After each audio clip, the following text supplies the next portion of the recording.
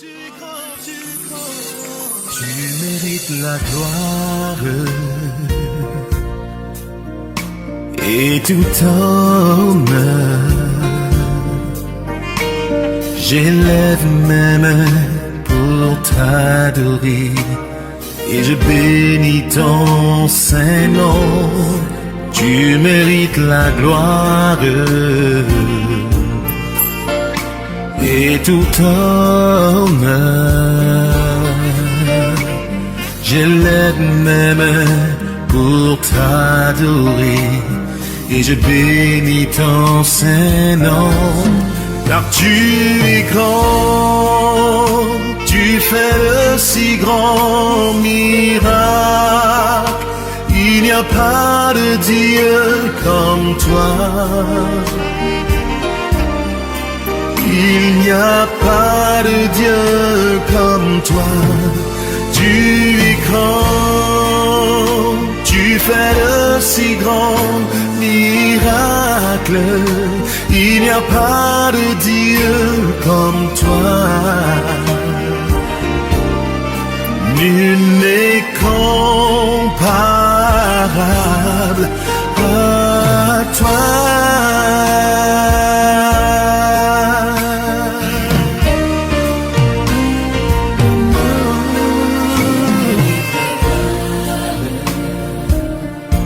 Et tout honneur.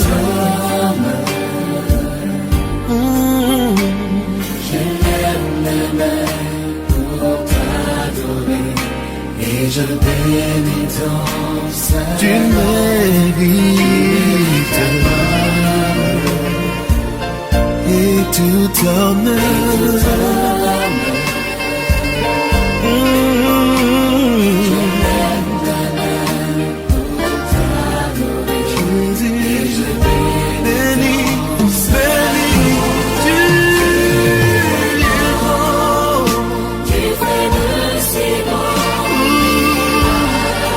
Personne qui peut se comparer à toi. Non, non, non, non. Tu es grand, Jésus. Il n'y a pas de Dieu comme toi.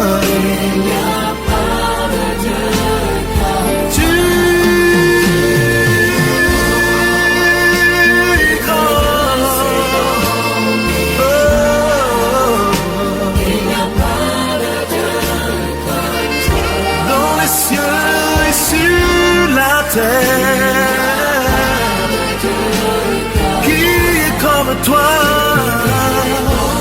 Il n'y a pas de Dieu.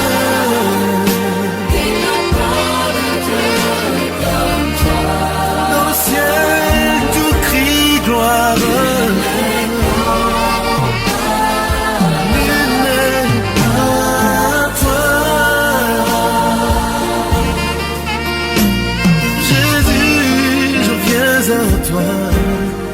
Tu mérites la gloire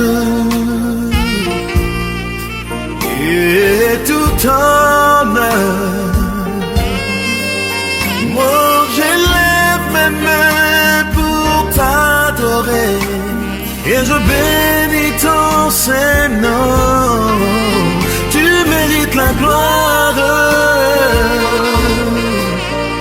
et tout honneur. J'élève mes mains pour t'adorer et je bénis ton Saint-Nom.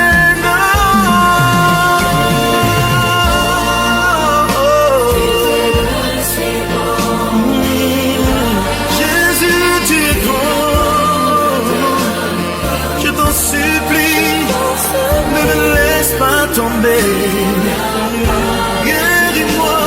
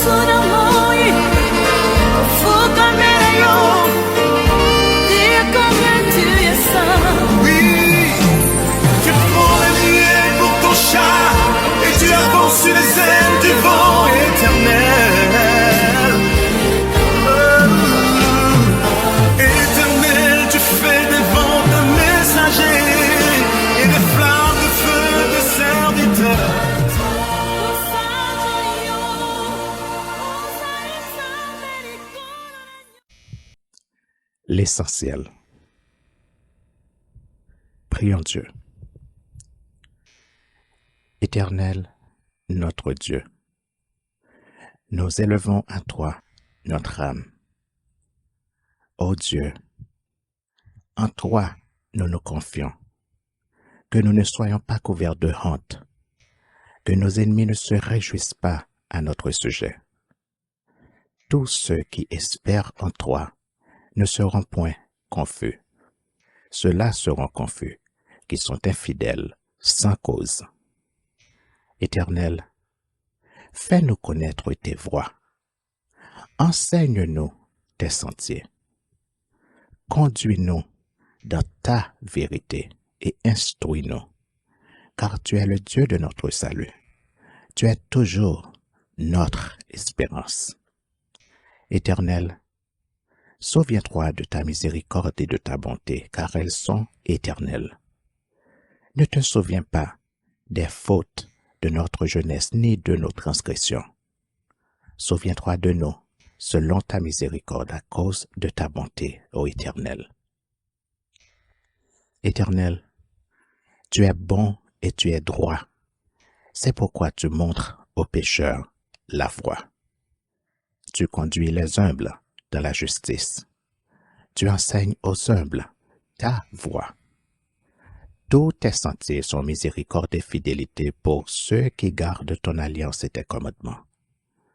C'est à cause de ton nom, ô Éternel, que tu pardonneras nos iniquités, car elles sont grandes. Quel est l'homme qui te craint, ô Éternel? Tu lui montres la voie qu'il doit choisir. Son âme reposera dans le bonheur et sa postérité possédera le pays. Ton amitié, ô Éternel, est pour ceux qui te craignent, et ton alliance leur donne instruction. Nous tournons constamment les yeux vers toi, ô Éternel, car tu feras sortir nos pieds du filet. Regarde-nous, Seigneur, et aie pitié de nous, car nous sommes abandonnés et malheureux. Les angoisses de nos cœurs augmentent. Seigneur Dieu, délivre-nous de notre détresse. Vois notre misère et notre peine, et pardonne tous nos péchés. Vois combien nos ennemis sont nombreux, et de quelle haine violente ils nous poursuivent. Garde mon âme et sauve-moi. Sauve-nous, Seigneur, que nous ne soyons pas confus, car nous cherchons auprès de toi notre refuge. Seigneur Dieu, que l'innocence et la droiture nous protègent quand nous mettons en toi notre espérance. Ô Dieu, Dieu de notre salut, délivre ton peuple de toutes ses détresses. Au nom de Jésus, nous te prions. Amen. Jésus avait dit à Marthe, la sœur de Lazare, « Tu t'inquiètes et tu t'agites pour beaucoup de choses. Une seule chose est nécessaire. » Texte que vous pouvez lire dans Luc le chapitre 10, le verset 42.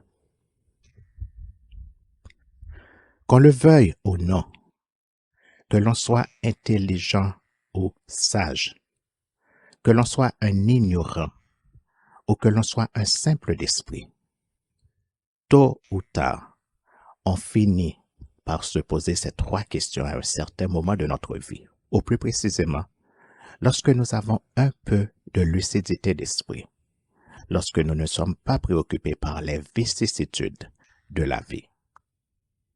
Pour beaucoup parmi nous, ce moment de lucidité viendra lorsqu'on sera au repos, seul avec soi-même, lorsque plus personne n'a besoin de toi, lorsque ton employeur n'a plus besoin de toi, lorsque tu n'auras plus la force de travailler pour une raison ou pour une autre, et lorsque tes relations ou d'autres ont d'autres chats à fouetter avant de penser à toi.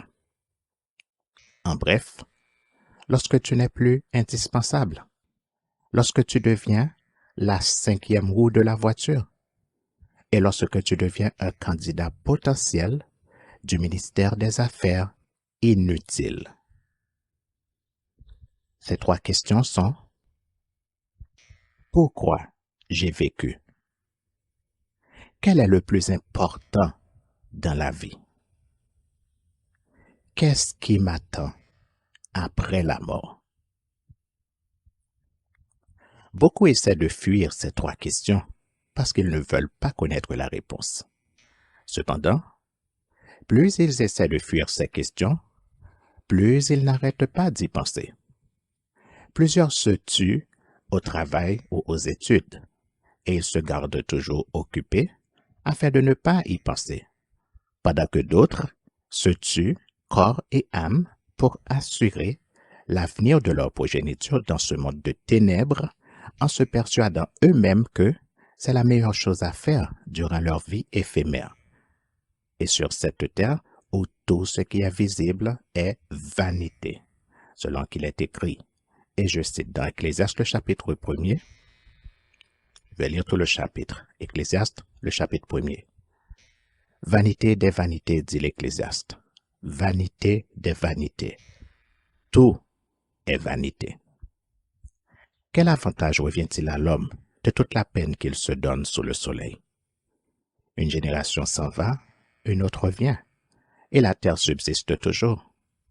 Le soleil se lève, le soleil se couche. Il soupire après le lieu d'où il se lève de nouveau. Le vent se dirige vers le midi, tourne vers le nord, puis il tourne encore et reprend les mêmes circuits. Tous les fleuves vont à la mer et la mer n'est point remplie. Ils continuent à aller vers le lieu où ils se dirigent. Toutes choses sont en travail, au-delà de ce qu'on peut dire. L'œil ne se rassasie pas de voir, et l'oreille ne se lasse pas d'entendre. Ce qui a été créé, ce qui a été, c'est ce qui sera. Et ce qui s'est fait, c'est ce qui se fera. Il n'y a rien de nouveau sous le soleil. S'il est une chose dont on dise, vois, ceci, c'est nouveau. Cette chose existait dans les siècles qui nous ont précédés. On ne se souvient pas de ce qui est ancien, et ce qui arrivera dans la suite ne laissera pas de souvenir chez ceux qui vivront plus tard. Moi, l'Ecclésiaste, j'ai été roi d'Israël à Jérusalem. J'ai appliqué mon cœur à rechercher et à sonder par la sagesse tout ce qui se fait sous les cieux. C'est là une occupation pénible à laquelle Dieu soumet les fils de l'homme. J'ai vu tout ce qui se fait sous le soleil et voici, tout est vanité et poursuite du vent. Ce qui est courbé ne peut se redresser, et ce qui manque ne peut être compté. J'ai dit en mon cœur, voici, j'ai grandi et surpassé en sagesse tous ceux qui ont dominé avant moi sur Jérusalem. Et mon cœur a vu beaucoup de sagesse et de science. J'ai appliqué mon cœur à connaître la sagesse et à connaître la sottise et la folie. J'ai compris que cela aussi, c'est la poursuite du vent, car avec beaucoup de sagesse, on a beaucoup de chagrin, et celui qui augmente sa science augmente sa douleur. En effet, tous, sans exception, sont fiers de dire « j'ai des enfants », mais aucun d'eux ne peut affirmer que « mes enfants sont prêts pour rencontrer leur Créateur », selon qu'il est écrit, et je cite dans Amos, le chapitre 4, et nous lirons tout le chapitre. Amos, le chapitre 4. Écoutez cette parole, génisse de Basan qui êtes sur la montagne de Samarie. Vous qui opprimez les misérables, qui écrasez les indigents, et qui dites à vos maris, apportez et buvons. Le Seigneur l'Éternel l'a juré par sa sainteté. Voici, les jours viendront pour vous, où l'on vous enlèvera avec des crochets, et votre postérité avec des hameçons. Vous sortirez par les brèches, chacune devant soi, et vous serez jetés dans la forteresse, dit l'Éternel. allez à Bethel et péchez. Allez à Gilgal et péchez davantage. Offrez vos sacrifices chaque matin et vos dîmes tous les 3 jours. Faites vos sacrifices d'action de grâce avec du levain. Proclamez et publiez vos offrandes volontaires, car c'est là ce que vous aimez, enfants d'Israël, dit le Seigneur l'Éternel. Et moi, je vous ai envoyé la famine dans toutes vos villes, le manque de pain dans toutes vos demeures. Malgré cela, vous n'êtes pas revenus à moi, dit l'Éternel. Et moi, je vous ai refusé la pluie lorsqu'il y avait encore 3 mois jusqu'à la moisson. J'ai fait pleuvoir sur une ville et je n'ai pas fait pleuvoir sur une autre ville. Un champ a reçu la pluie et un autre qui ne l'a pas reçu s'est desséché. 2, 3 villes sont allées vers une autre pour boire de l'eau et elles n'ont point apaisé leur soif. Malgré cela, vous n'êtes pas revenus à moi, dit l'Éternel. Je vous ai frappé par la rouille et par la Nil. Vos nombreux jardins, vos vignes, vos figuiers, vos oliviers ont été dévorés par les sauterelles. Malgré cela, vous n'êtes pas revenus à moi, dit l'Éternel. J'ai envoyé parmi vous la peste comme en Égypte. J'ai tué vos jeunes gens par l'épée et laissé prendre vos chevaux. J'ai fait monter à vos narines l'infection de votre camp. Malgré cela, vous n'êtes pas revenus à moi, dit l'Éternel. Je vous ai bouleversé comme Sodome et Gomorrhe que Dieu détruisit, et vous avez été comme un tison arraché de l'incendie. Malgré cela, vous n'êtes pas revenus à moi, dit l'Éternel. C'est pourquoi je te traiterai de la même manière, Israël. Et puisque je te traiterai de la même manière, prépare-toi à la rencontre de ton Dieu, ô Israël. Car voici, celui qui a formé les montagnes et créé le vent, et qui fait connaître à l'homme ses pensées, celui qui change l'aurore en ténèbres et qui marche sur les hauteurs de la terre. Son nom est l'Éternel, le Dieu des armées. Prépare-toi à la rencontre de ton Dieu, ô Israël, dit le verset 12. Le meilleur argument de ceux qui sont trop occupés est de dire « Moi, je travaille dur et je n'ai pas le temps de penser à ces questions. » Quelles questions? Ces 3 questions, à savoir « Pourquoi j'ai vécu? Quel est le plus important dans la vie? Qu'est-ce qui m'attend après la mort? » C'est en fait une autre façon de dire « Depuis quand que c'est un crime que de travailler durement pour gagner sa vie? Depuis quand? » Lisons la citation de Jésus que nous trouvons dans Luc 10, les versets 38 à 42. Je lis. Luc 10, les versets 38 à 42. Comme Jésus était en chemin avec ses disciples, il entra dans un village et une femme nommée Marthe le reçut dans sa maison. Elle avait une sœur nommée Marie qui, s'étant assise aux pieds du Seigneur, écoutait sa parole. Marthe, occupée à divers soins domestiques, survint et dit, « Seigneur, cela ne te fait-il rien que ma sœur me laisse seule pour servir? Dis-lui donc de m'aider. » Le Seigneur lui répondit, « Marthe, Marthe, tu t'inquiètes et tu t'agites pour beaucoup de choses. Une seule chose est nécessaire. Marie a choisi la bonne part qui ne lui sera point ôtée. » Dans ce passage, Jésus révèle à Marie le plus grand de tous les secrets. Je répète, le plus grand de tous les secrets. Quel est le secret? Jésus révèle à Marthe que parmi tout ce qu'il y a de plus important. Une seule chose est nécessaire. Voilà le plus grand de tous les secrets. Une seule chose est nécessaire, a dit Jésus. Quelle est cette chose? C'est ce que nous allons voir dans cette étude intitulée L'essentiel. On peut cacher bien des secrets aux autres, mais tous les secrets sont révélés à ceux qu'on aime, et seulement à ceux qu'on aime. Et oui, et c'est bien vrai. Pourquoi je vous révèle ce secret? Parce que, dans mon précédent message intitulé La vie éternelle, je vous ai dit formellement que je vous aime passionnément. Alors, maintenant vous en avez la preuve.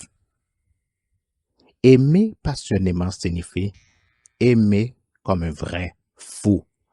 Et le fou se moque de ce qu'on pense de lui. C'est pourquoi je le redis une fois de plus.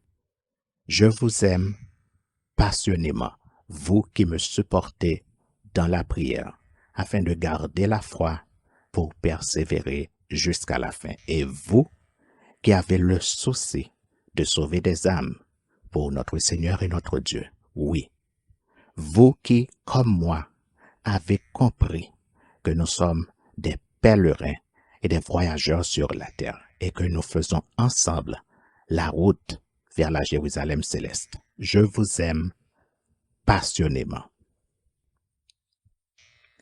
C'est quoi l'amour selon la Bible?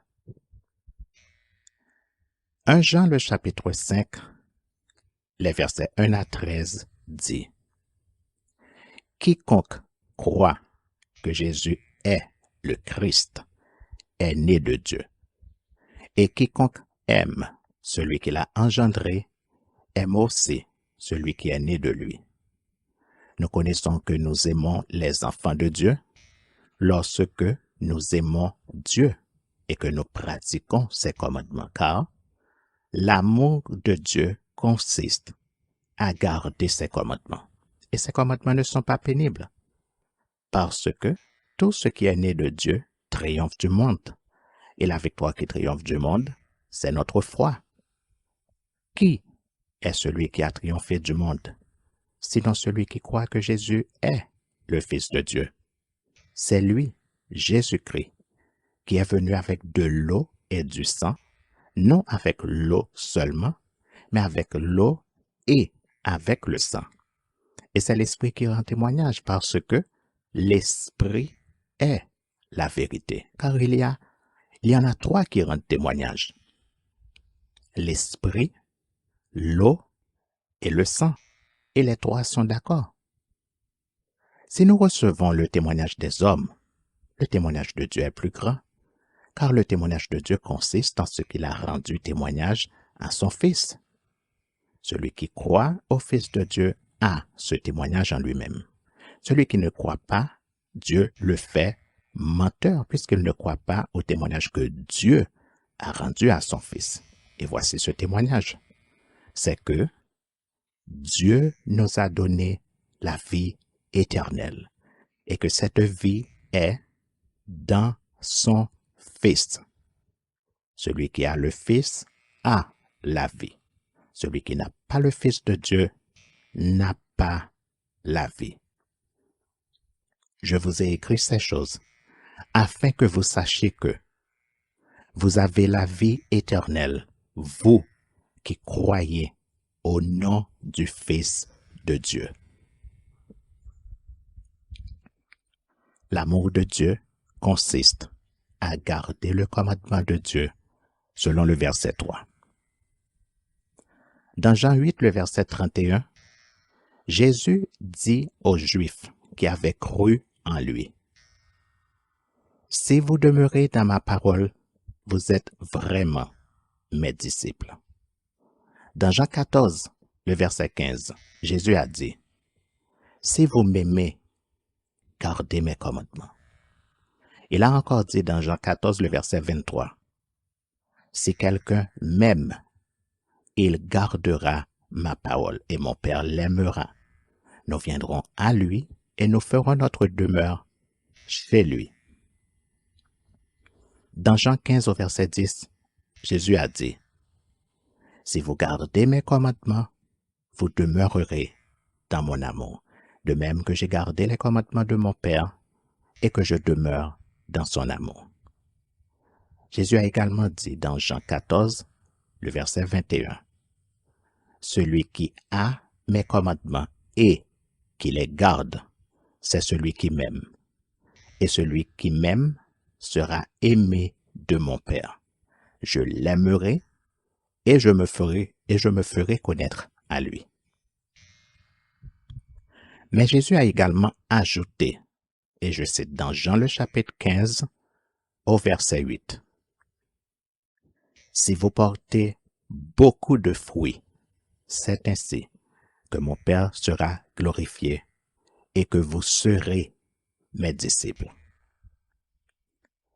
Selon Luc le chapitre 6 au verset 40, le disciple n'est pas plus que le maître, mais tout disciple accompli sera comme son maître. Selon Matthieu 10, les versets 24 à 26, le disciple n'est pas plus que le maître, ni le serviteur plus que son Seigneur. Il suffit au disciple d'être traité comme son maître et au serviteur comme son Seigneur. S'ils ont appelé le maître de la maison Belzébul, à combien plus forte raison appelleront-ils ainsi les gens de sa maison? Ne les craignez donc point, car il n'y a rien de caché qui ne doive être découvert, ni de secret qui ne doivent être connus. Luc 14, le verset 33 dit, Luc 14, le verset 33, « Ainsi donc, quiconque d'entre vous ne renonce pas à tout ce qu'il possède ne peut être mon disciple. » Je répète, Luc 14, le verset 33 dit, « Quiconque d'entre vous ne renonce pas à tout ce qu'il possède ne peut être mon disciple. » Luc 14, les versets 26 et 27 dit, « Si quelqu'un vient à moi, et s'il ne hait pas son père, sa mère, sa femme, ses enfants, ses frères et ses sœurs, et même sa propre vie, il ne peut être mon disciple. Et quiconque ne porte pas sa croix et ne me suit pas, ne peut être mon disciple. » 1 Jean 2, le verset 15 dit, « N'aimez point le monde, ni les choses qui sont dans le monde. Si quelqu'un aime le monde, l'amour du Père n'est point en lui. » Tout disciple accompli sera comme son maître, dit Jésus dans Luc le chapitre 6, le verset 40. Jésus nous demande de renoncer à nous-mêmes comme condition pour devenir ses disciples. Mais à quoi Jésus a renoncé pour sauver nos âmes? Il a renoncé à sa divinité pour devenir un simple homme mortel, selon Philippiens 2, les versets 3 à 8, qui dit, et je cite, « Ne faites rien par esprit de parti ou par vaine gloire, mais que l'humilité vous fasse regarder les autres comme étant au-dessus de vous-même. Que chacun de vous, au lieu de considérer ses propres intérêts, considère aussi ceux des autres. Ayez en vous les sentiments qui étaient en Jésus-Christ, lequel, existant en forme de Dieu, n'a point regardé comme une proie à arracher d'être égal avec Dieu, mais s'est dépouillé lui-même en prenant une forme de serviteur, en devenant semblable aux hommes et ayant paru comme un simple homme. Il s'est humilié lui-même, se rendant obéissant jusqu'à la mort, même jusqu'à la mort de la croix.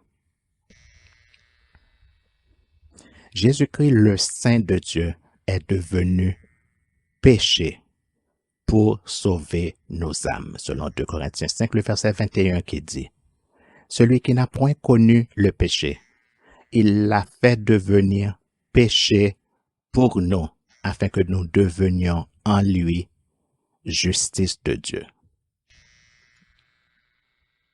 Ainsi donc, Jésus a tout donné, afin que nous ayons tout en lui, selon 2 Corinthiens 8, le verset 9 qui dit, et je cite, « Vous connaissez la grâce de notre Seigneur Jésus-Christ, qui, pour vous, s'est fait pauvre, de riche qu'il était, afin que, par sa pauvreté, vous fussiez enrichis. Il a donné sa vie, afin que nous ayons la vie, selon Jean 10, les versets 17 et 18 qui dit, « Le Père m'aime parce que je donne ma vie afin de la reprendre. Personne ne me l'ôte, mais je la donne de moi-même. J'ai le pouvoir de la donner et j'ai le pouvoir de le reprendre. Tel est l'ordre que j'ai reçu de mon Père. » Voici donc ce que Jésus a fait. Il est Dieu, mais il a renoncé à sa divinité pour devenir un homme mortel. Il est Dieu, mais il a accepté d'être humilié pour défendre notre intérêt. Il a renoncé à ses richesses, à sa sainteté et à sa vie, afin que par lui nous soyons riches et saints, et afin d'avoir la vie éternelle en lui. Voilà ce que Jésus-Christ a fait. Et voilà ce à quoi il a renoncé, afin que nous ayons la vie éternelle. Jésus-Christ a rendu possible ce qui était impossible, c'est-à-dire Dieu est devenu homme, l'immortel est devenu mortel, la gloire est devenue humiliation, le saint est devenu péché, Jésus-Christ le riche est devenu pauvre pour nous, ce qu'aucun autre riche n'a jamais fait, ni avant Jésus-Christ, ni après Jésus-Christ. Et la vie est entrée dans la mort. Voilà ce que Jésus a fait. Nous venons tous de lire les textes. La vraie question est, à quoi Jésus-Christ n'a pas renoncé par amour pour nous?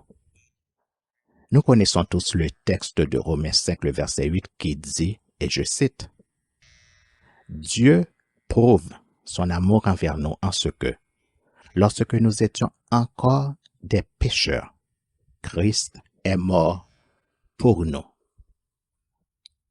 Nous sommes donc obligés, en tant que disciples de Jésus-Christ, de nous poser également la même question, à savoir, à quoi nous avons renoncé par amour pour Dieu?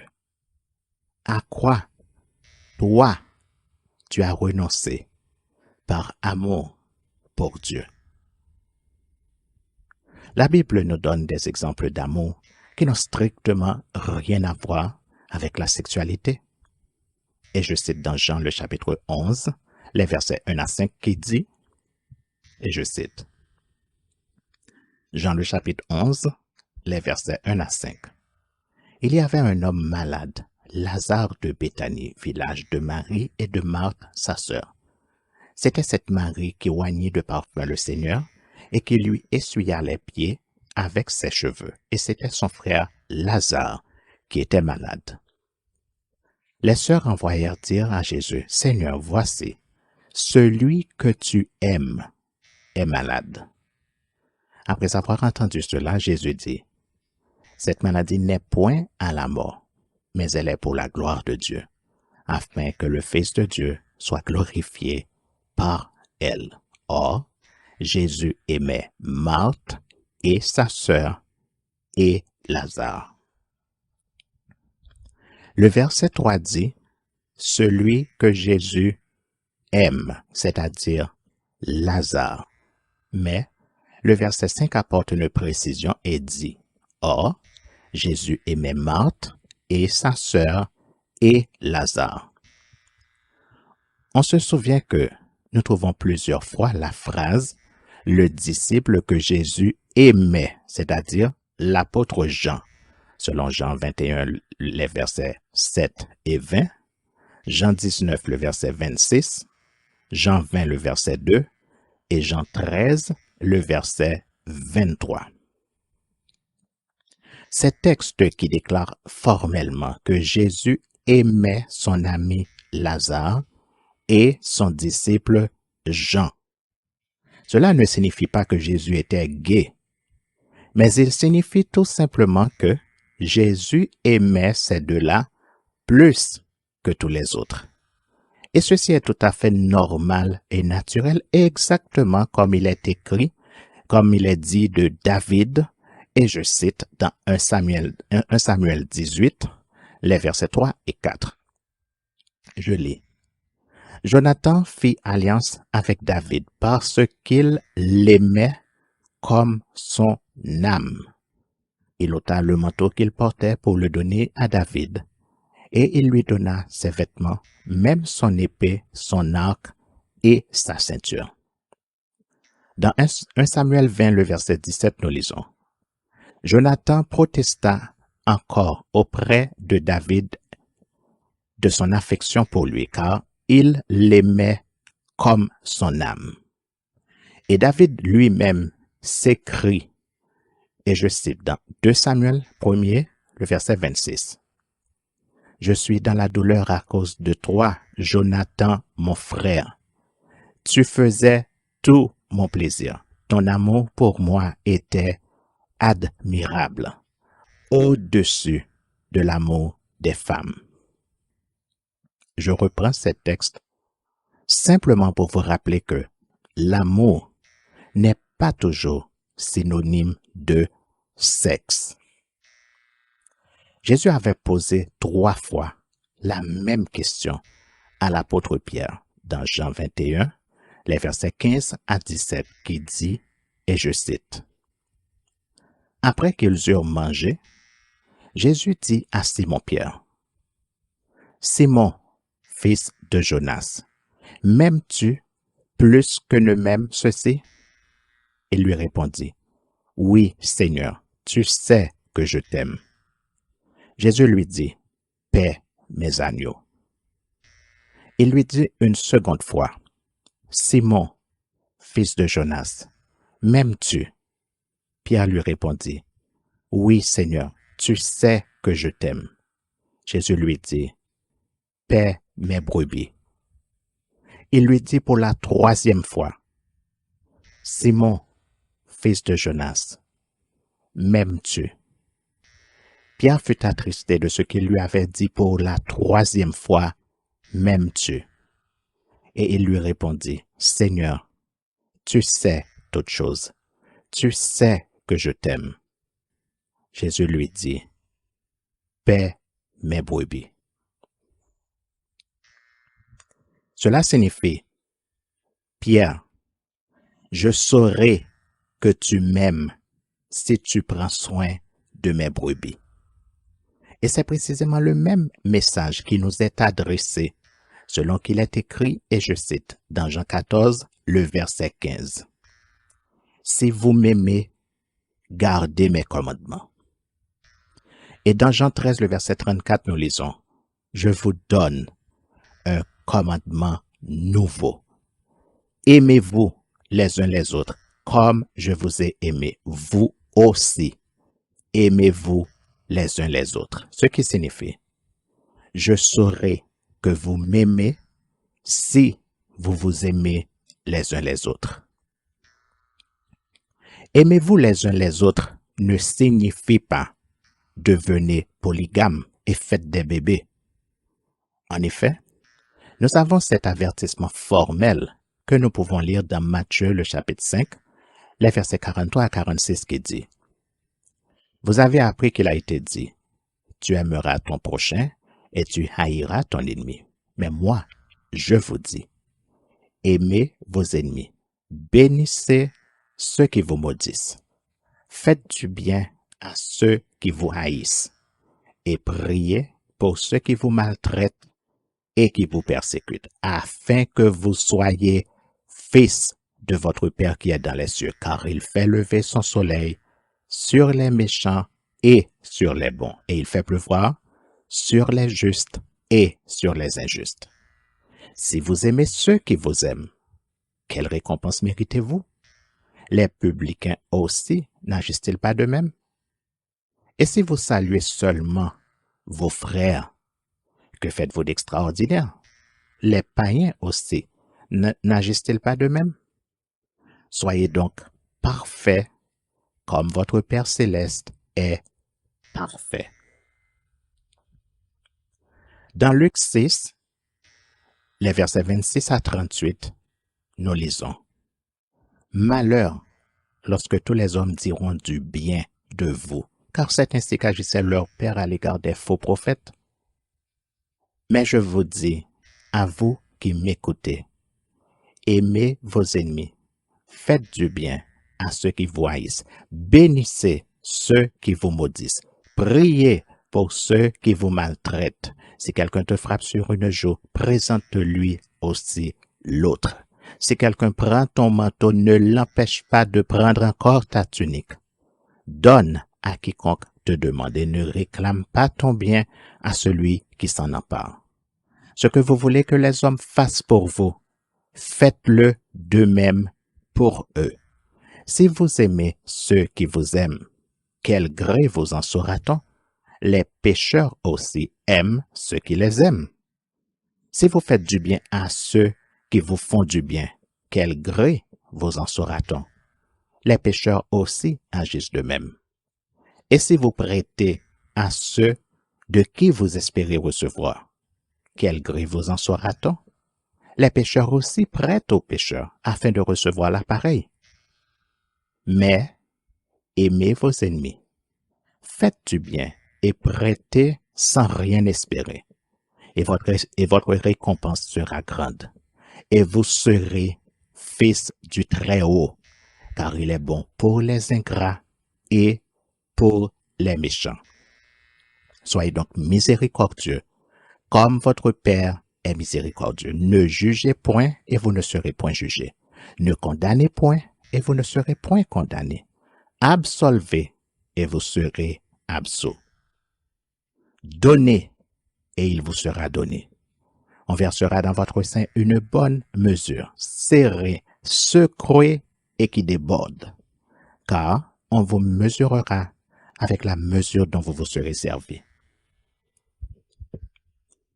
1 Pierre 1er, le verset 22 nous ordonne de purifier nos âmes en obéissant à la vérité pour avoir un amour fraternel sincère et de nous aimer ardemment les uns les autres de tout notre cœur, selon 1 Pierre le chapitre 1er, le verset 22.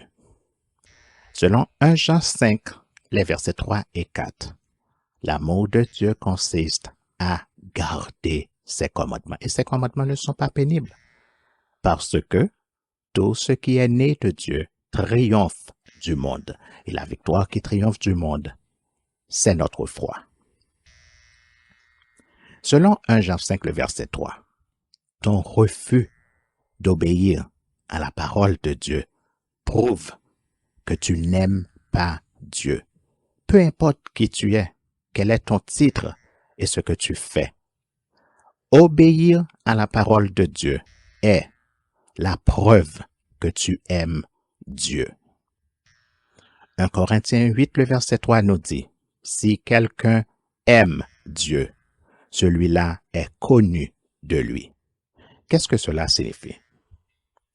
Cela signifie que l'obéissance à la parole de Dieu est la preuve que tu aimes Dieu et que Dieu te connaît également. Mais l'inverse est également vrai. La désobéissance à la parole de Dieu est la preuve que tu n'aimes pas Dieu et que Dieu ne te connaît pas non plus. Si tu as compris, tu as également compris pourquoi il est écrit, et je cite dans Matthieu, le chapitre 7, les versets 12 à 23. Tout ce que vous voulez que les hommes fassent pour vous, faites-le de même pour eux, car c'est la loi et les prophètes. Entrez par la porte étroite, car large est la porte, spacieux est le chemin qui mène à la perdition, et il y en a beaucoup qui entrent par là. Mais étroite est la porte, resserré le chemin qui mène à la vie, et il y en a peu qui les trouvent. Gardez-vous des faux prophètes. Ils viennent à vous en vêtements de brebis, mais au-dedans ce sont des loups ravisseurs. Vous les reconnaîtrez à leurs fruits. Cueille-t-on des raisins sur des épines ou des figues sur des chardons? Tout bon arbre porte de bons fruits, mais le mauvais arbre porte de mauvais fruits. Un bon arbre ne peut porter de mauvais fruits, ni un mauvais arbre porter de bons fruits. Tout arbre qui ne porte pas de bons fruits est coupé et jeté au feu. C'est donc à leurs fruits que vous les reconnaîtrez. Ceux qui me disent « Seigneur, Seigneur » n'entreront pas tous dans le royaume des cieux, mais celui-là seul qui fait la volonté de mon Père qui est dans les cieux. Plusieurs me diront en ce jour-là, « Seigneur, Seigneur, n'avons-nous pas prophétisé par ton nom? N'avons-nous pas chassé des démons par ton nom? Et n'avons-nous pas fait beaucoup de miracles par ton nom? » Alors, je leur dirai ouvertement, je ne vous ai jamais connu. Retirez-vous de moi, vous qui commettez l'iniquité. Et qu'est-ce que tu vas dire à ton Dieu devant le tribunal de Christ, selon 2 Corinthiens 5, le verset 10? Comment ça, tu ne m'as jamais connu? C'est quoi cette blague? J'espère que tu plaisantes. Qu'est-ce que ça veut dire? Tu ne m'as jamais connu. J'ai fait du porte-à-porte pour prêcher ton évangile. J'ai passé beaucoup de temps dans le jeûne et la prière. Je suis connu à l'église comme étant ton prophète. J'ai refusé de tomber dans l'adultère par amour pour toi. J'ai évité la fraude et la corruption par amour pour toi. Je suis allé en mission plusieurs fois dans des pays qui sont hostiles au christianisme. C'est moi, le soliste de la chorale de l'église. Je suis un bon chrétien connu et reconnu. Je suis ton porte-parole et les gens m'appellent le prophète et l'apôtre. C'est moi, le pasteur de l'église. J'ai beaucoup enseigné à l'école dominicale. Je ne me suis pas remarié à cause de toi et à cause de ton évangile. J'ai observé le sabbat et je ne mange pas de porc par amour pour toi. J'ai pardonné les adultères de mon époux par amour pour toi. Je vis comme un moine bouddhiste, loin du péché, par amour pour toi. J'ai renoncé à presque tout à cause de toi et par amour pour toi. Et tu me dis quand même, je ne t'ai jamais connu. Qu'est-ce que tu vas dire devant le tribunal de Christ? Je veux aller en appel de la Cour supérieure. J'exige une révision judiciaire, car j'ai quand même le droit d'aller en appel si tu es vraiment un Dieu juste, selon qu'il est écrit dans le psaume 7 au verset 12, Dieu est un juste juge. Il est écrit dans 1 Jean, le chapitre 2, au verset 29. Si vous savez que Dieu est juste, reconnaissez que quiconque pratique la justice est né de Dieu. Dans Romains le chapitre 3, les versets 3 à 17, nous lisons, et je cite, « Si quelques-uns n'ont pas cru, leur incrédulité anéantira-t-elle la fidélité de Dieu? Loin de là. Que Dieu, au contraire, soit reconnu pour vrai et tout homme pour menteur, selon qu'il est écrit, afin que tu sois trouvé juste dans tes paroles et que tu triomphes lorsqu'on te juge. Mais si notre injustice établit la justice de Dieu, que dirons-nous? Dieu est-il injuste quand il déchaîne sa colère? Je parle à la manière des hommes. Loin de là. Autrement, comment Dieu jugerait-il le monde? Et si par mon mensonge, la vérité de Dieu éclate davantage pour sa gloire, pourquoi suis-je moi-même encore jugé comme pécheur? Et pourquoi ne ferions-nous pas le mal afin qu'il en arrive du bien comme quelques-uns qui nous calomnient prétendent que nous le disons? La condamnation de ces gens est juste. Crois donc. Sommes-nous plus excellents? Nullement. Car nous avons déjà prouvé que tous, juifs et grecs, sont sous l'empire du péché, selon qu'il est écrit. Il n'y a point de juste, pas même un seul. Nul n'est intelligent. Nul ne cherche Dieu. Tous sont égarés, tous sont pervertis. Il n'en est aucun qui fasse le bien, pas même un seul. Leur causier est un sépulcre ouvert. Ils se servent de leur langue pour tromper. Ils ont sur leurs lèvres un venin d'aspic. Leur bouche est pleine de malédiction et d'amertume, et ils ont les pieds légers pour répandre le sang. La destruction et le malheur sont sur leur route, ils ne connaissent pas le chemin de la paix. La crainte de Dieu n'est pas devant leurs yeux. Romains le chapitre 10, les versets 1 à 3 dit, « Frères, le vœu de mon cœur et ma prière à Dieu pour eux, c'est qu'ils soient sauvés. Je leur rends le témoignage qu'ils ont du zèle pour Dieu, mais sans intelligence, ne connaissant pas la justice de Dieu et cherchant à établir leur propre justice. Ils ne se sont pas soumis à la justice de Dieu. » Que dit la justice de Dieu?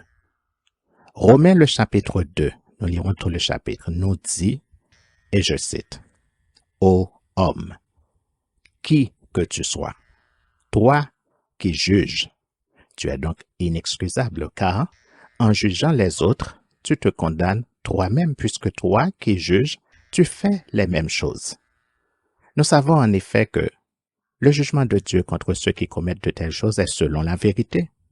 Et penses-tu, ô homme qui juge ceux qui commettent de telles choses et qui les fait, que tu échapperas au jugement de Dieu?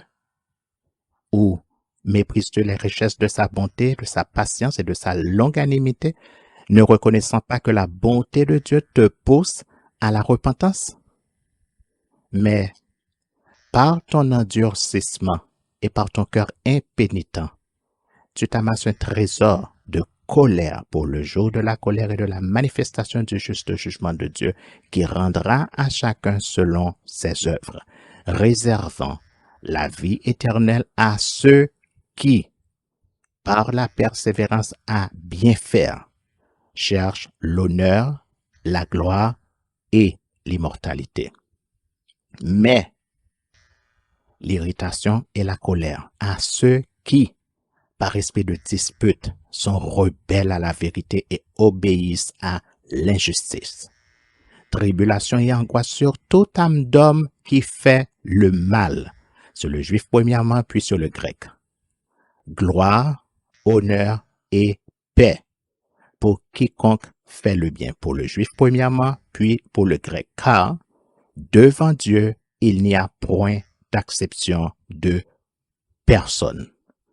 Tous ceux qui ont péché sans la loi périront aussi sans la loi, et tous ceux qui ont péché avec la loi seront jugés par la loi. Ce ne sont pas en effet ceux qui écoutent la loi qui sont justes devant Dieu, mais ce sont ceux qui la mettent en pratique qui seront justifiés.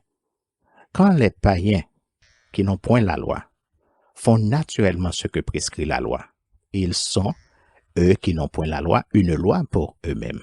Ils montrent que l'œuvre de la loi est écrite dans leur cœur, leur conscience en rendant témoignage et leurs pensées s'accusant ou se défendant tour à tour. C'est ce qui paraîtra au jour où, selon mon évangile, Dieu jugera par Jésus-Christ les actions secrètes des hommes. Toi qui te donnes le nom de juif, qui te repose sur la loi, qui te glorifie de Dieu, qui connaît sa volonté, qui apprécie la différence des choses, étant instruit par la loi.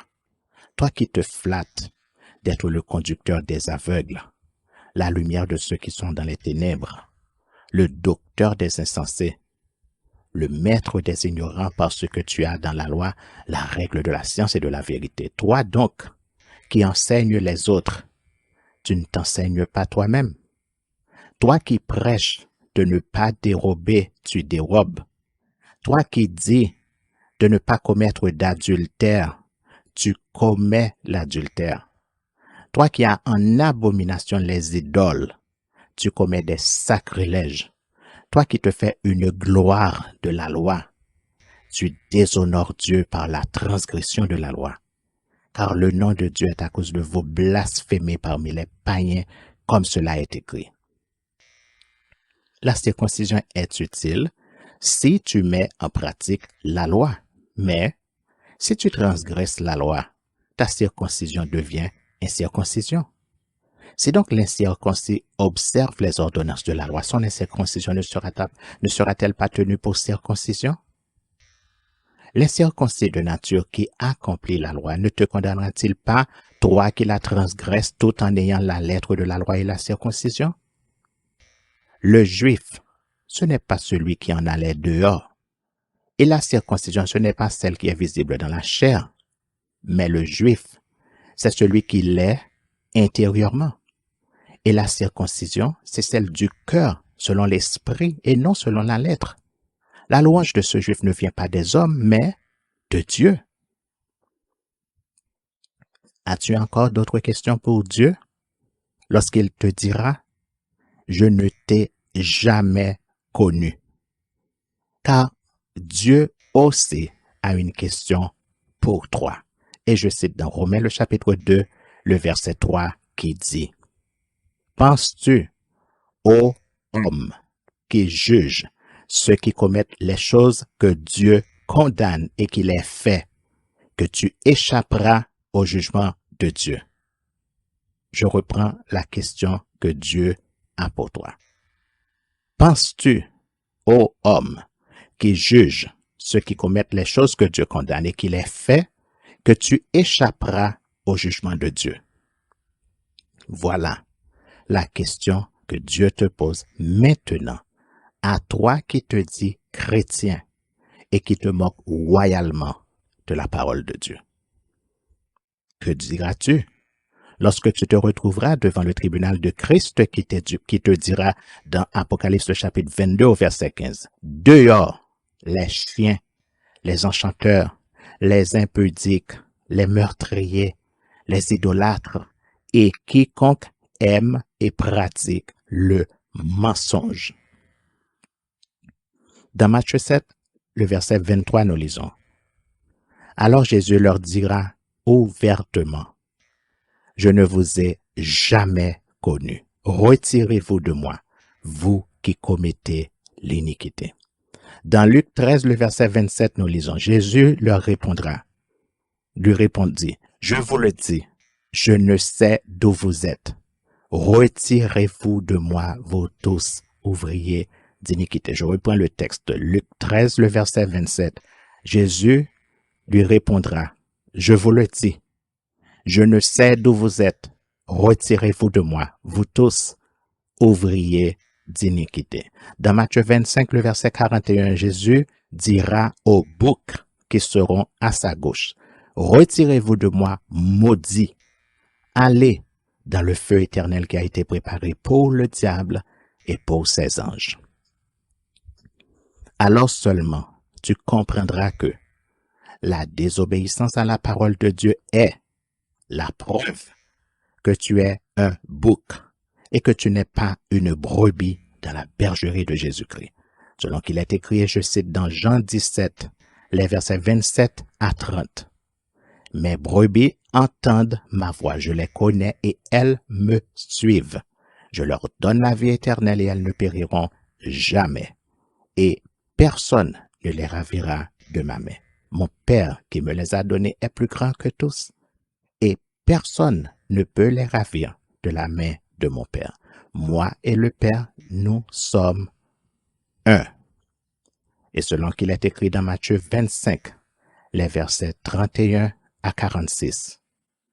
Lorsque le Fils de l'homme viendra dans sa gloire avec tous les anges, il s'assiera sur le trône de sa gloire. Toutes les nations seront assemblées devant lui.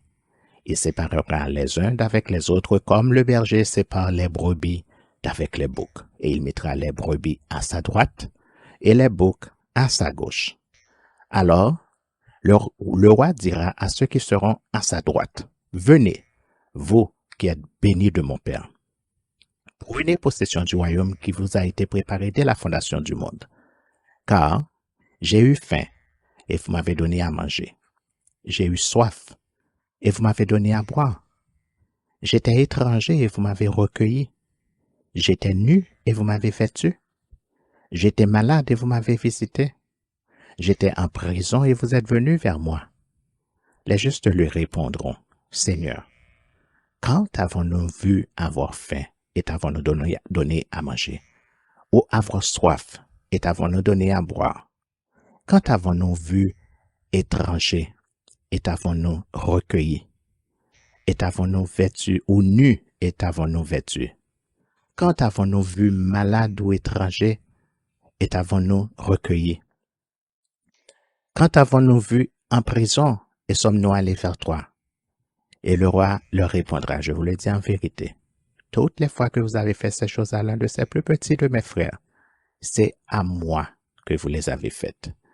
Ensuite, il dira à ceux qui seront à sa gauche, c'est-à-dire les boucs, retirez-vous de moi, maudits. Allez dans le feu éternel qui a été préparé pour le diable et pour ses anges, car j'ai eu faim et vous ne m'avez pas donné à manger. J'ai eu soif et vous ne m'avez pas donné à boire. J'étais étranger et vous ne m'avez pas recueilli. J'étais nu et vous ne m'avez pas vêtu. J'étais malade et en prison et vous ne m'avez pas visité. Ils répondront aussi, Seigneur, quand avons-nous vu ayant faim ou ayant soif ou étranger ou nu ou malade ou en prison et ne t'avons-nous pas assisté?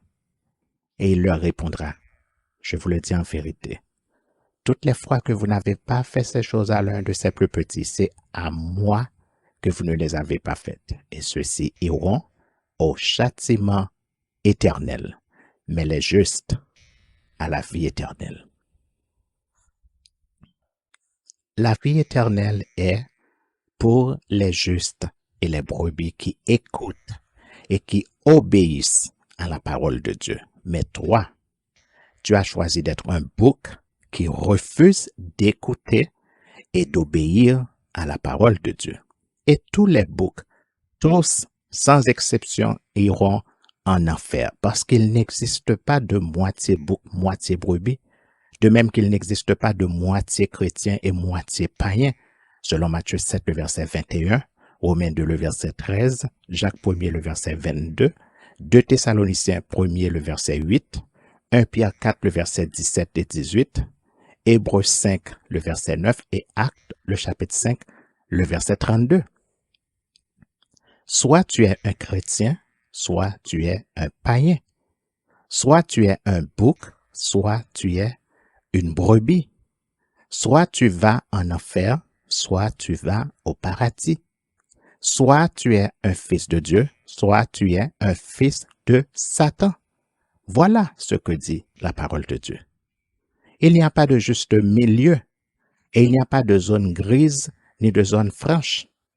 La frontière entre les deux est un grand abîme qu'il est impossible de franchir afin de passer d'un côté vers l'autre, selon Luc 16, les versets 19 à 31 qui nous dit que l'un est en haut et l'autre est en bas. Si tu veux te tromper toi-même par de faux raisonnements en croyant que tu seras quand même sauvé parce que tu as cru que Jésus-Christ est le Fils de Dieu. C'est ton droit le plus entier de vouloir te tromper toi-même par de faux raisonnements, selon Jacques 1er, le verset 22.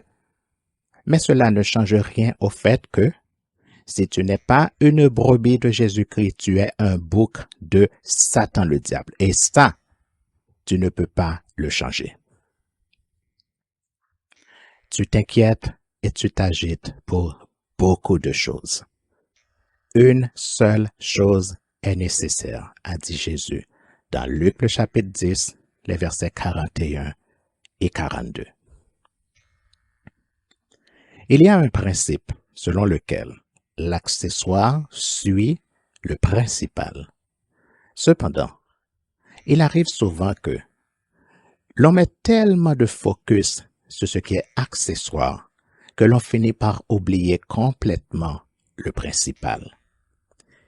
Écoutez-moi attentivement, vous qui aimez Dieu et qui cherchez Dieu. La parole de Dieu déclare formellement que vous ne pouvez pas aimer ce que vous ne connaissez pas, selon Jean 5, le verset 44, 1 Jean 4, le verset 20. Jean 5, le verset 44 et 1 Jean 4, le verset 20 nous disent que la parole de Dieu, selon la parole de Dieu, vous ne pouvez pas aimer ce que vous ne connaissez pas. Et c'est 100% vrai. Par exemple, comment pouvez-vous dire que vous n'aimez pas un fruit auquel vous n'avez jamais goûté? Ou encore que vous n'aimez pas un mets auquel vous n'avez jamais goûté? La parole de Dieu est formelle. Non seulement Dieu refuse d'occuper la deuxième place dans votre vie, mais il exige d'occuper la première place dans ta vie. Pourquoi? Parce qu'il est ton Dieu, selon le Deutéronome 5, le verset 16, Deutéronome 6, le verset 15, 10, le verset 12, 11, le verset 12, 12, le verset 18, 14, les versets 23 et 24, 15, le verset 14, 16, le verset 11, 17, le verset 1er, 23, le verset 21, 27, le verset 6, 30, les versets 3, 6 et 10, 2 Chroniques 9, le verset 8, Osée 12, le verset 16, 14, le verset 21, Matthieu 22, le verset 37, pour ne citer que cela. Et que tu le veuilles ou non, il est le seul et unique Dieu, selon qu'il est écrit, et je cite dans le Deutéronome 6, le verset 4, qui dit « Écoute, Israël, l'Éternel, notre Dieu, est le seul éternel. » Parce que Dieu est ton Créateur, selon Job 10, le verset 8, 31, le verset 15. Psaume 89, le verset 48, 102, le verset 19, 119, le verset 73, 149, le verset 2, Ésaïe 43, le verset 1er, Ézéchiel 28, le verset 15, Colossiens 3, le verset 10, Éphésiens 4, le verset 24, pour ne citer que cela. Et que tu le veuilles ou non, Dieu est ton Créateur, selon Ésaïe 45, les versets 5 à 12, qui dit, et je cite, « Je suis l'Éternel et il n'y en a point d'autre. Hors moi, il n'y a point de Dieu. Je t'ai saint avant que tu me connusses. » C'est afin que l'on sache, du soleil levant au soleil couchant, que hors moi, il n'y a point de Dieu. Je suis l'Éternel et il n'y en a point d'autre. Je forme la lumière et je crée les ténèbres. Je donne la prospérité et je crée l'adversité. Moi, l'Éternel, je fais toutes ces choses. Que les cieux répandent d'en haut et que les nuées laissent couler la justice. Que la terre s'ouvre, que le salut y fructifie et qu'il en sorte à la fois la délivrance. Moi, l'Éternel, je crée ces choses. Malheur à qui conteste avec son Créateur. Vase parmi les vases de terre. L'argile dit-elle à celui qui la façonne, « Que fais-tu? Et ton œuvre, il n'a point de main. » Malheur à qui dit à son père, pourquoi m'as-tu engendré? Et à sa mère, pourquoi m'as-tu enfanté? Ainsi parle l'Éternel, le Saint d'Israël et son Créateur. Veut-on me questionner sur l'avenir? Me donner des ordres sur mes enfants et sur l'œuvre de mes mains? C'est moi qui ai fait la terre et qui sur elle ai créé l'homme. C'est moi. Ce sont mes mains qui ont déployé les cieux et c'est moi qui ai disposé toute leur armée. Pourquoi? Parce que ton Dieu est également ton époux. Selon Matthieu 9, le verset 15, 25, les versets 1, 5, 6 et 10, Marc, le chapitre 2, le verset 20, Luc 5, les versets 34 et 35, Jean 3, le verset 29, Apocalypse 21, le verset 2, 2 Corinthiens 11, le verset 2, Joël 2, le verset 16, Ésaïe 62, le verset 4, et selon la déclaration formelle venant de la bouche de Dieu qui dit, et je cite dans Ésaïe 54, les versets 5 à 8. Ton Créateur est ton époux. L'Éternel des armées est son nom. Et ton Rédempteur est le Saint d'Israël. Il se nomme Dieu de toute la terre. Car l'Éternel te rappelle comme une femme délaissée et au cœur attristé, comme une épouse de la jeunesse qui a été répudiée, dit ton Dieu. Quelques instants je t'avais abandonné, mais avec une grande affection je t'accueillerai. Dans un instant de colère je t'avais un moment dérobé ma face, mais avec un amour éternel j'aurai compassion de toi, dit ton Rédempteur, l'Éternel. Pourquoi? Parce que Dieu est ton amour et parce qu'il t'aime d'un amour éternel. En effet, dans 1 Jean, le chapitre 4, au verset 8, nous lisons « Dieu est amour ». Dans le Deutéronome 23, les versets 4 et 5, nous lisons « Ils ont fait venir contre toi à prix d'argent Balaam, fils de Béor de Pétor en Mésopotamie, pour qu'il te maudisse. Mais l'Éternel ton Dieu n'a point voulu écouter Balaam et l'Éternel ton Dieu a changé pour toi la malédiction en bénédiction parce que tu es aimé de l'Éternel ton Dieu. » Dans Jérémie 31, le verset 3, nous lisons « De loin l'Éternel se montre à moi. Je t'aime d'un amour éternel. C'est pourquoi je te conserve ma bonté. » Dans Isaïe 54, le verset 8, nous lisons « Dans un instant de colère, je t'avais un moment dérobé ma face, mais avec un amour éternel, j'aurai compassion de toi, dit ton Rédempteur, l'Éternel. » Sophonie 3, le verset 17 nous dit « L'Éternel, ton Dieu, est au milieu de toi comme un héros qui sauve. Il fera de toi sa plus grande joie. Il gardera le silence dans son amour. Il aura pour toi des transports d'allégresse. » Ésaïe 54, le verset 10 nous dit « Quand les montagnes s'éloigneraient, quand les collines chancelleraient, mon amour pour toi ne s'éloignera point de toi, et mon alliance de paix ne chancellera point, dit l'Éternel, qui a compassion de toi. » Je reprends. Ésaïe 54, le verset 10. « Quand les montagnes s'éloigneraient, quand les collines chancelleraient, mon amour ne s'éloignera point de toi, et mon alliance de paix ne chancellera point, dit l'Éternel, qui a compassion de toi. » Dans Isaïe 45, le verset 15, nous lisons « Une femme oublie-t-elle l'enfant qu'elle allait? N'a-t-elle pas pitié du fruit de ses entrailles? Quand elle l'oublierait, moi, l'Éternel, je ne t'oublierai point. » Dans Sophonie 3, le verset 17, nous lisons « L'Éternel, ton Dieu, est au milieu de toi comme un héros qui sauve. Il fera de toi sa plus grande joie. Il gardera le silence dans son amour. Il aura pour toi des transports d'allégresse. Romains 5, le verset 8 nous dit, Dieu prouve son amour envers nous en ce que, lorsque nous étions encore des pécheurs, Christ est mort pour nous.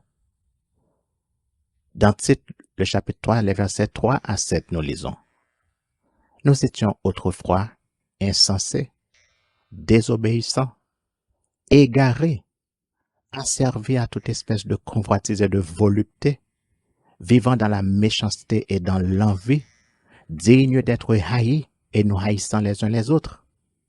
Mais lorsque la bonté de Dieu notre Sauveur et son amour pour les hommes ont été manifestés, il nous a sauvés, non à cause des œuvres de justice que nous aurions faites, mais selon sa miséricorde, par le baptême de la régénération et le renouvellement du Saint-Esprit qu'il a répandu sur nous avec abondance par Jésus-Christ notre Sauveur, afin que, justifiés par sa grâce, nous devenions en espérance héritiers de la vie éternelle.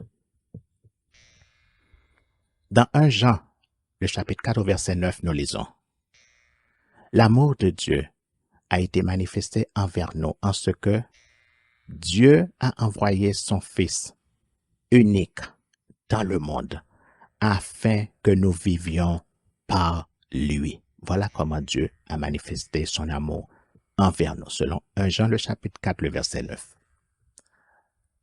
Toujours dans 1 Jean 4, nous lisons le verset 10 également qui nous dit, Et cet amour consiste non point en ce que nous avons aimé Dieu, mais en ce qu'il nous a aimés et a envoyé son Fils comme victime expiatoire pour nos péchés. Dans Éphésiens 2, les versets 4 à 7, nous lisons, Dieu qui est riche en miséricorde, à cause du grand amour dont il nous a aimés, nous qui étions morts par nos offenses, nous a rendus à la vie avec Christ. C'est par grâce que vous êtes sauvés. Il nous a ressuscités ensemble et nous a fait asseoir ensemble dans les lieux célestes en Jésus-Christ, afin de montrer dans les siècles à venir l'infinie richesse de sa grâce par sa bonté envers nous en Jésus-Christ. Dans Romains 5, les versets 3 à 5, nous lisons, Nous nous glorifions même des afflictions, sachant que l'affliction produit la persévérance, la victoire dans l'épreuve, et cette victoire, l'espérance. Or, l'espérance ne trompe point, parce que l'amour de Dieu est répandu dans nos cœurs par le Saint-Esprit qui nous a été donné. Dans 2 Corinthiens 13, le verset 11, nous lisons, Frères, soyez dans la joie, perfectionnez-vous, consolez-vous, ayez un même sentiment, vivez en paix, et le Dieu d'amour et de paix sera avec vous. Dans 1 Jean, le chapitre 3, verset 1er, nous lisons, Voyez quel amour le Père nous a témoigné pour que nous soyons appelés enfants de Dieu, et nous le sommes. Si le monde ne nous connaît pas, c'est qu'il ne l'a pas connu. Dans Jean 3, les versets 16 et 17, nous lisons, et je cite, Dieu a tant aimé le monde qu'il a donné son Fils unique, afin que quiconque croit en lui ne périsse point, mais qu'il ait la vie éternelle. Dieu, en effet, n'a pas envoyé son Fils dans le monde pour qu'il juge le monde, mais pour que le monde soit sauvé par lui. Et dans Romains 8, versets 35 à 39, nous lisons, Qui nous séparera de l'amour de Christ? Sera-ce la tribulation, ou l'angoisse, ou la persécution, ou la faim, ou la nudité, ou le péril, ou l'épée? Selon qu'il est écrit, c'est à cause de toi qu'on nous met à mort tout le jour, qu'on nous regarde comme des brebis destinées à la boucherie. Mais dans toutes ces choses, nous sommes plus que vainqueurs par celui qui nous a aimés, car j'ai l'assurance que ni la mort, ni la vie, ni les anges, ni les dominations, ni les choses présentes, ni les choses à venir, ni les puissances, ni la hauteur, ni la profondeur, ni aucune autre créature ne pourra nous séparer de l'amour de Dieu manifesté en Jésus-Christ notre Seigneur. Comme vous pouvez le constater, tous ces textes nous disent que Dieu nous aime. Et nous avons la preuve que Dieu nous aime véritablement d'un amour éternel. Écoute attentivement comment la Bible décrit l'amour passionné. Et je cite dans le Cantique des Cantiques, le verset 8, le Cantique des Cantiques, le chapitre 8 au verset 6 qui dit « Mets-moi comme un sceau sur ton cœur, comme un sceau sur ton bras, car l'amour est fort comme la mort. La jalousie est inflexible comme le séjour des morts. Ses ardeurs sont des ardeurs de feu, une flamme de l'Éternel. » Alors, oui, tu appartiens à ton Dieu.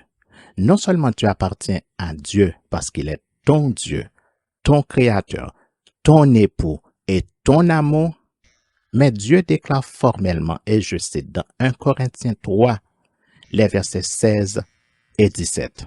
« Ne savez-vous pas que vous êtes le temple de Dieu et que l'Esprit de Dieu habite en vous? Si quelqu'un détruit le temple de Dieu, Dieu le détruira, car le temple de Dieu est saint et c'est ce que vous êtes. » 1 Corinthiens 6, les versets 9 à 20 dit, et je cite, « Ne savez-vous pas que les injustes n'hériteront point le royaume de Dieu? Ne vous y trompez pas, ni les impudiques, ni les idolâtres, ni les adultères, ni les efféminés, ni les infâmes, ni les voleurs, ni les cupides, ni les ivrognes, ni les outrageux, ni les ravisseurs n'hériteront le royaume de Dieu. » Et c'est là ce que vous étiez quelques-uns de vous. Mais vous avez été lavés, vous avez été sanctifiés, mais vous avez été justifiés au nom du Seigneur Jésus-Christ et par l'Esprit de notre Dieu. Tout m'est permis, mais tout n'est pas utile. Tout m'est permis, mais je ne me laisserai pas asservir par quoi que ce soit. Les aliments sont pour le ventre, et le ventre pour les aliments, et Dieu détruira l'un comme les autres. Mais le corps n'est pas pour l'impudicité, il est pour le Seigneur, et le Seigneur pour le corps. Et Dieu qui a ressuscité le Seigneur nous ressuscitera aussi par sa puissance. Ne savez-vous pas que votre corps sont des membres de Christ? Prendrai-je donc les membres de Christ pour en faire les membres d'une prostituée? Loin de là. Ne savez-vous pas que celui qui s'attache à la prostituée est un seul corps avec elle? Car il est dit, les deux deviendront une seule chair. Mais celui qui s'attache au Seigneur est avec lui un seul esprit. Fuyez l'impudicité. Quelque autre péché qu'un homme commette, ce péché est hors du corps, mais celui qui se livre à l'impudicité pêche contre son propre corps.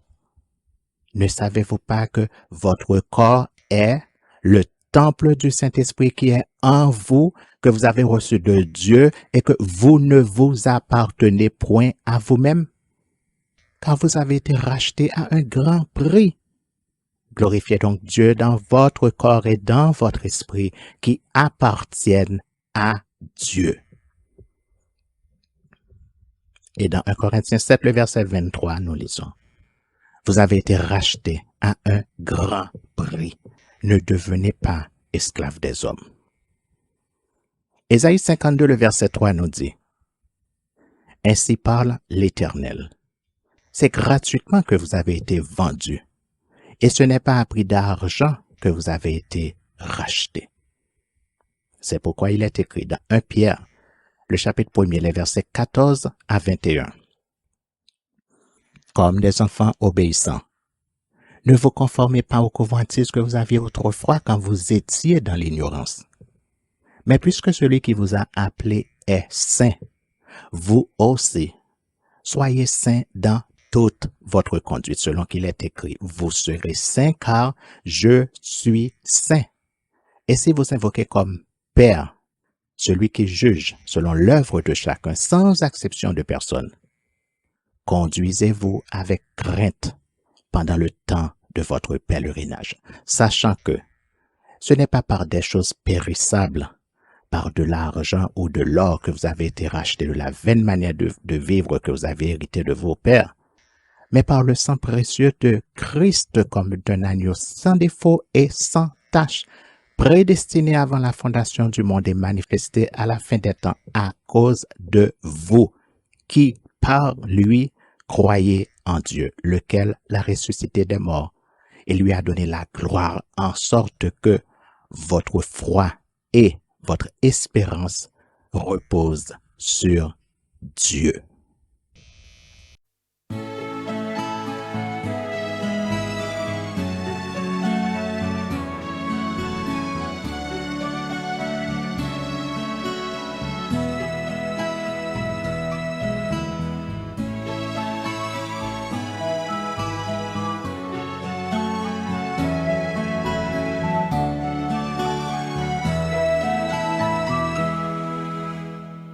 Par les cieux devant toi, splendeur et majesté, par l'infiniment grand, l'infiniment petit, et par le firmament, ton manteau étoilé, et par frère soleil, je veux crier, mon Dieu, tu es grand, tu es beau, Dieu vivant, Dieu très haut, tu es le Dieu d'amour.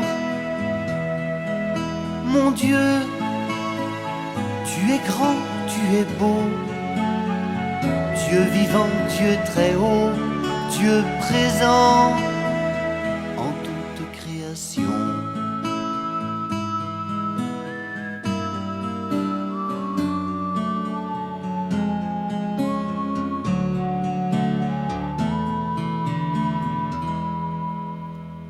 Par tous les océans et par toutes les mers, par tous les continents et par l'eau des rivières, par le feu qui te dit comme un buisson ardent, et par l'aile du vent, je veux crier, mon Dieu, tu es grand, tu es beau, Dieu vivant, Dieu très haut, tu es le Dieu d'amour.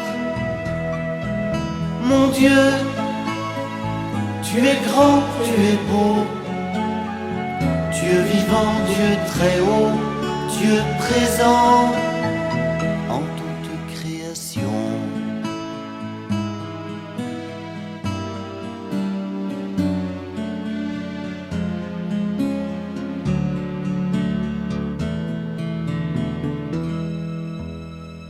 Par toutes les montagnes et toutes les vallées, par l'ombre des forêts et par les fleurs des champs, par les bourgeons des arbres et l'herbe des prairies, par le blé en épi, je veux crier, mon Dieu, tu es grand, tu es beau, Dieu vivant, Dieu très haut, tu es le Dieu d'amour.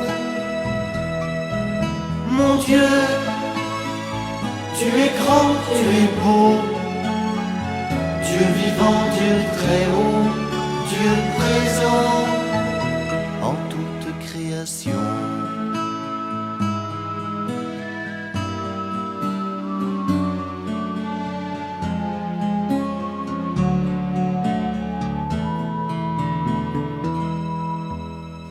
Par tous les animaux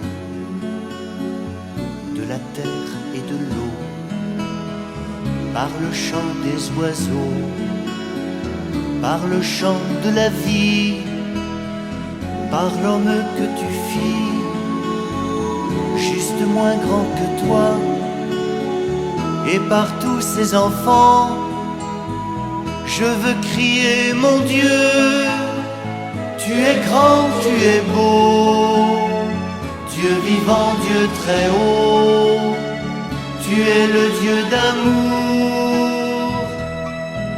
Mon Dieu, tu es grand, tu es beau, Dieu vivant, Dieu très haut, Dieu présent en toute création.